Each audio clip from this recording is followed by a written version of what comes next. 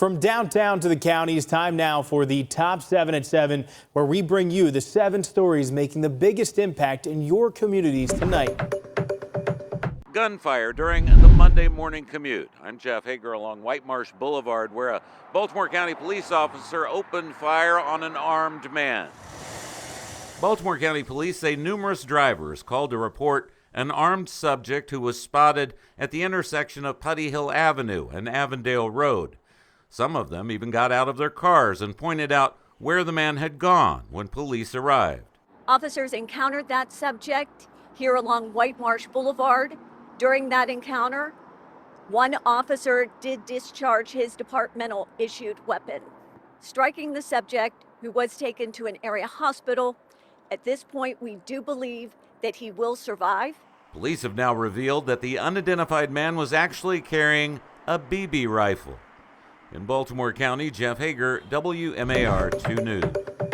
I'm Blair Sable in Baltimore. A multi-step plan by city leaders to address the housing affordability crisis is now law with the green light from the mayor. Mayor Brandon Scott signed several bills Monday morning that are part of a greater housing-focused package to make it more affordable. Each addresses a small but significant change, from off-street parking requirements to mandates for stairwells in new developments.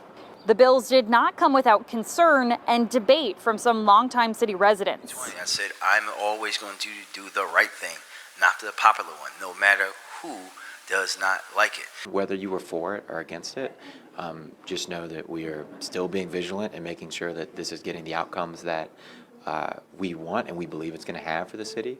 One bill that's part of the package remains. That's the mayor's bill, which addresses multi-tenant use of single properties. Hearings begin on that bill later this month. In Baltimore, Blair Sable, WMAR-2 News. I'm Jack Watson in Catonsville, where amid this historic government shutdown, a Catonsville food pantry is working hard to fight food insecurity. Catonsville Emergency Assistance has been working in this area for over 40 years, though since the government shutdown began over a month ago, an influx of demand not helped amid a hazy road ahead for SNAP recipients who make up most of the folks CEA serves. CEA was also one of the local groups awarded money for Baltimore County last week to meet an anticipated need for food. Executive Director Caitlin Kirby says the shutdown is causing them to grow their help. We saw an influx of calls in the past couple of weeks for federal employees who have been furloughed, who are not able to make the ends meet as far as food is concerned. These folks typically fall outside of the service income level requirements that we would have for those that we serve. And so we have opened up a program that is specific for federal workers. If you are in need or you'd like to give to CEA, we'll link how you can do that on our website, WMAR2news.com. In Catonsville, Jack Watson, WMAR-2 News. Hundreds of people were outside of Lexington Market Monday getting important resources, including information on jobs and essential items, all thanks to Safe Streets. It's time to your left. Get me one of these. When most people think of Safe Streets, they think of conflict resolution and reducing gun violence in the city. But the organization does more than that. They also provide resources to communities, which is exactly what Corey Winfield says they've been doing for several weeks. Monday, they added essential items to the list of resources now that SNAP benefits have paused since November 1st. Our jobs is based on the community and based on the people, and this is why we are here, and this is why particularly why I do the work. We want to try to bring any kind of ease to any kind of suffering, any kind of conditions that the people are going through. Organizers encourage people to reach out to their local Safe Streets anytime they are in need of job placement, resources, and essential items. Janae Wright, WMAR 2 News. I'm Maria Morales in the White Marsh. Small business owners are feeling the pinch, and they're figuring out ways to stay afloat in this changing economy. Hiring has slowed, businesses are cutting back, and families are making difficult choices about their spending.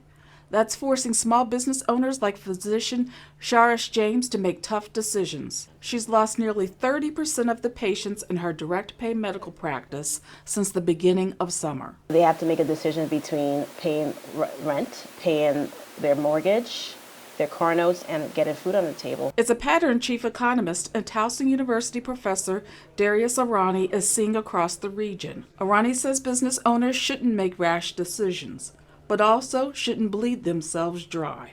In White Marsh, Maria Morales, WMAR-2 News. With the government shutdown dragging on, many Marylanders are feeling the strain. And for our veterans, these uncertain times can hit especially hard. I'm Sayera Williams, your Voice for Veterans reporter, and one North Baltimore nonprofit is reminding the community they're not alone.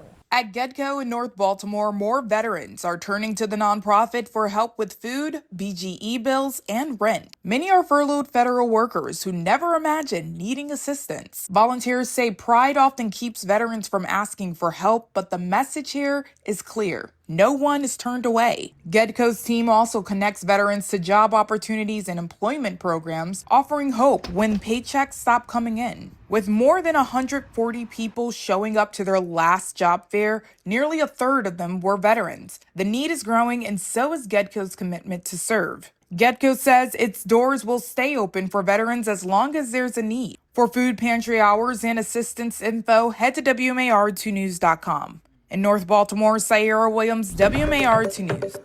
I'm Kelly Swoop in Baltimore County at the Bedonia Club, where one of the most well-known and respected educators now has something new for Debbie Phelps to add to her title, a legacy. Debbie Phelps was honored for something she spent her life doing, being an educator. From decades in the classroom, to administration, to the central office, to the boardroom in Baltimore County, she left her mark. And now her name, the Bedonia Learning Center Legacy School, was dedicated to Debbie Phelps. Congratulations, Debbie. May your name forever be a symbol of inspiration, and may this school be a place where dreams take flight. Very humbling to be recognized for something that I've loved doing, is teaching and learning. So it's quite an honor for me, personally. Very touching. During her career, Phelps raised 3 children, 2 girls and her Olympian son, Michael Phelps. She retired in January. She's written 1 book and hinted at writing another. And she admits she misses it. You know, I spent 50 years in education, from the classroom to central office to principal's office to boardroom.